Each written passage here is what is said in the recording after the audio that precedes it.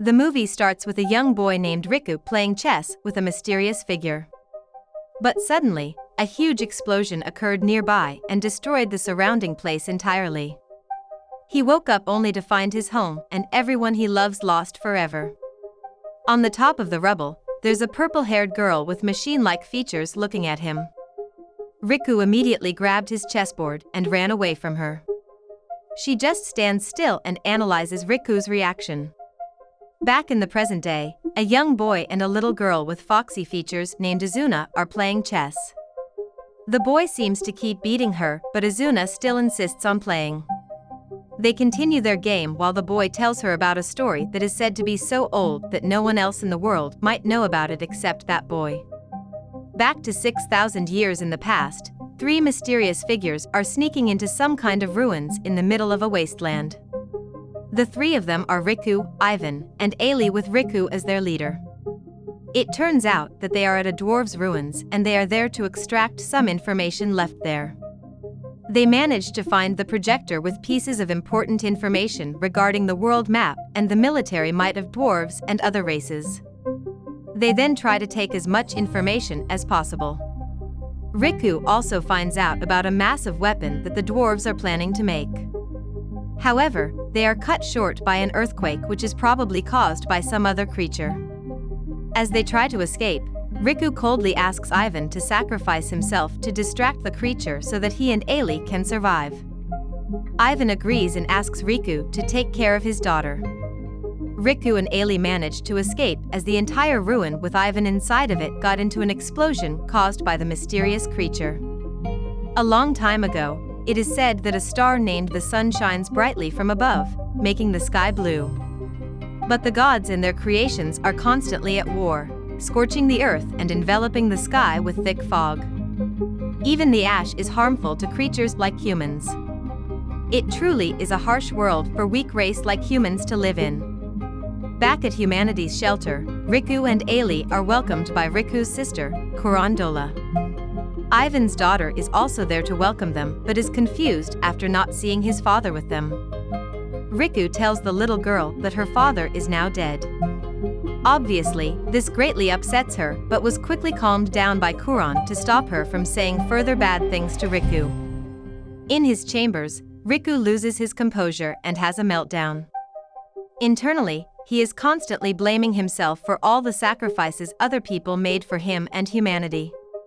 The next day, Riku travels alone into another ruin based on the information he got from the last exploration. This time it is a destroyed ancient elven capital. Based on the huge scale of destruction, he deduces that the Flugel race is responsible for the ruin's fall. Riku realizes that something is wrong and just as he tries to react, something flies at him. He is then pinned by a girl with the machine-like features we saw at the beginning of the movie. She is from one of the other superior race, called the Ex-Machina. It is a race of powerful humanoid robots that are connected to a cluster.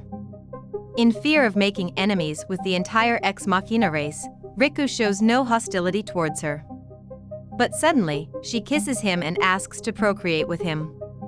She tells him that she is a unit that is already separated from the cluster and is tasked to research the language of the heart that humans possess in order to be allowed to return to the cluster. Evidently, Riku shows his reluctance to help her with the research. Using a very robotic way of talking, she challenges Riku to a game of chess with the condition that Riku allows her to research him if she wins, the condition to which Riku agrees. Next, we see them arriving at a human shelter. Before going in, Riku hides her appearance with a hoodie and instructs her to adjust her speech to be more natural. And then, after a short discussion, Riku gives her the name Schwi. Schwi is immediately liked by Kuran as she arrives. They are then left alone inside Riku's chamber. Schwi then asks Riku to play chess with her and offers him information like the reason the war started and how to end it if he wins. Riku tells him that he doesn't care about all that. He is just concerned about the survival of humanity and wants Ex-Machina's knowledge and technology if he wins. Schwi also tells him that she is confused as to why humanity still survives up until now considering how weak and primitive they are. Humans have no access to the spirit circuit, which give other races some magical capabilities and makes them overpowered. They then got into an argument with Riku, blaming her race and others for starting the war and causing humanity to lose everything. Schwi starts to notice Riku's frustration and sadness, but fails to comprehend them. Riku starts to weep and tell her the name of the 48 people he ordered to die for him. He immediately retreats inside his blanket and Schwi starts to feel something for him. This eventually helps her gain a deeper understanding of Riku and helps him face his trauma. After some time, Riku helps Schwi to take a bath. She apologizes to Riku for the argument earlier. Schwi then asks Riku to play a game of chess with her because she wants to see him smile. She starts to question some decisions she takes regarding Riku and gets errors when she tries to analyze them. Evidently, she starts to develop some feelings herself. Meanwhile, Kuran found Schwi's strong string of hair in Riku's room and finds out that Schwi is not a human. Riku and Schwi then go back to the ruin where they met and found out about another strong secret weapon created by the Elven. While analyzing the information, the defense mechanism of the ruin activated and started attacking. Luckily, Riku is saved, thanks to Schwi taking all the damage from the attack in order to protect him. When they try to leave, there is some ash storm going on outside, preventing them to leave. They then decide to play some chess in order to kill some time. Riku keeps losing to Schwi due to her computing capabilities. But he never gives up despite the odds, showing human resilience to Schwi. As they play, Riku finally asks Schwi about the war and the way to put an end to it. They both then start formulating a plan to manipulate the war in order to finally end it. One day, a huge explosion occurred nearby the human shelter. As it was about to collapse, Riku left the responsibility to rule over humankind to his sister as he and Schwi leave to execute their plans. Riku creates the Ghost Organization with some other remaining humans as members. They work in the shadows and manipulate other races while staying true to their objective to end the war. Riku's speech manages to recruit a huge number of people for the group despite the odds being lower than 1%. He tells Schwi that if the odds are against them, they need to manipulate it to increase their chance of winning. And that's how the weak can win against the strong.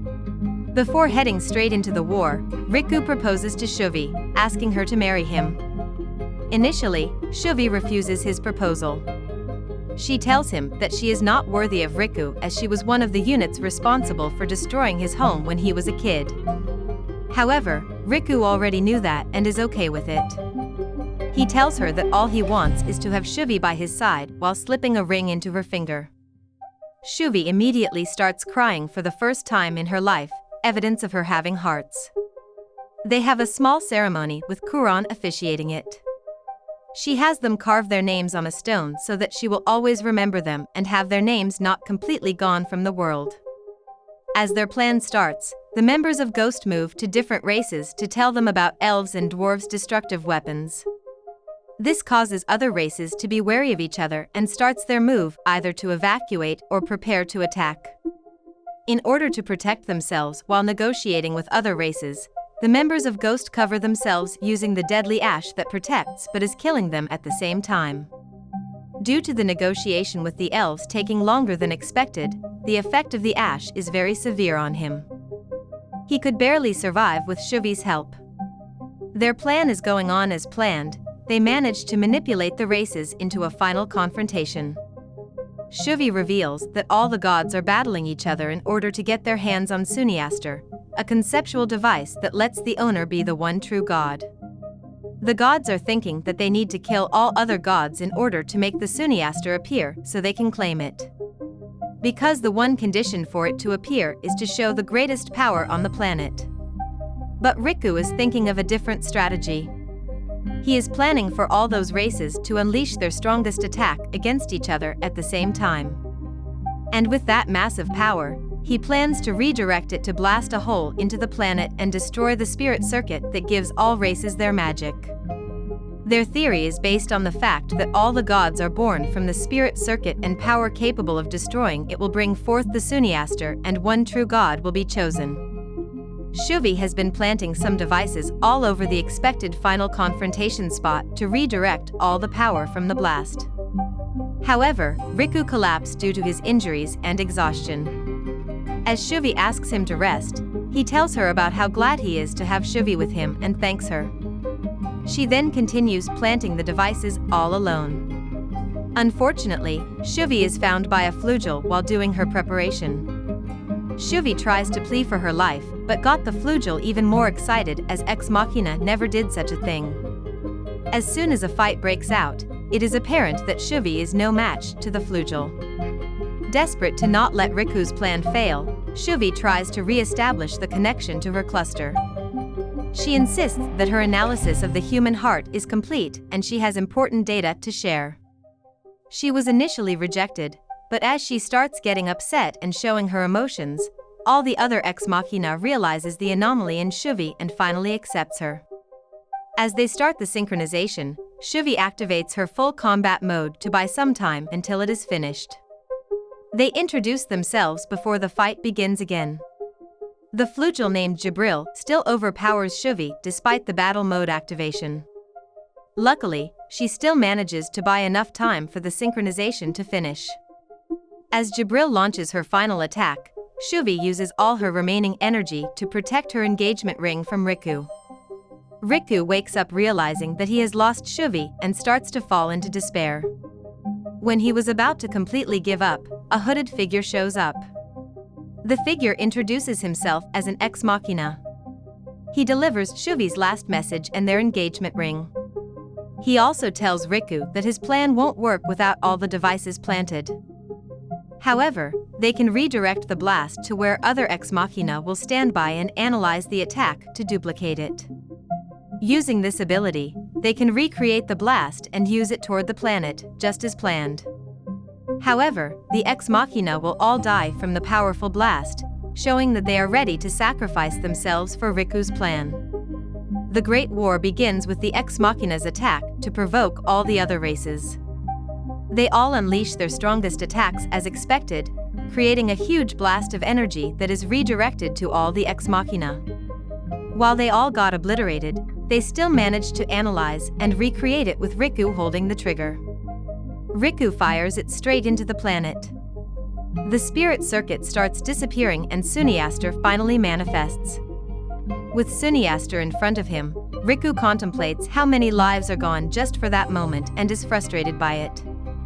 But when he is about to reach it, his body starts to disintegrate. He begs for a god to take it before it disappears or all of it would be for a waste. The mysterious figure who has been playing chess with Riku since he was a kid appears and takes the device, declaring him the one true god. He declares the new rules of the world and restores the condition of the world. This also marks the end of the centuries-long war. Back to the present, the one true god called Tet is questioned by Izuna about the truth of the story. But he disappears when Izuna's friends Shiro, Sora, and Stephanie show up. Izuna quickly takes a gem from Stephanie's clothing and finds ancient human writing on it. They ask their other friend Jibril to help them translate it. It reveals the name of Riku, Schwi, and Kuron, but they all have no idea about it except Izuna. So that concludes the recap of No Game No Life Zero. What do you guys think? No Game No Life Zero is a prequel movie to the popular anime series No Game No Life. It serves as an origin story, shedding light on the events that took place before the main series. As a fan of the series, I can say that No Game No Life Zero offers an engaging and thought-provoking experience. However, whether you are a fan of the original series or new to the franchise, this movie is still worth watching for its intriguing story and beautiful visuals. Please tell us what you think through the comment section. If you like this content, please leave us a like and share them with your friends. Thank you for watching, and see you again.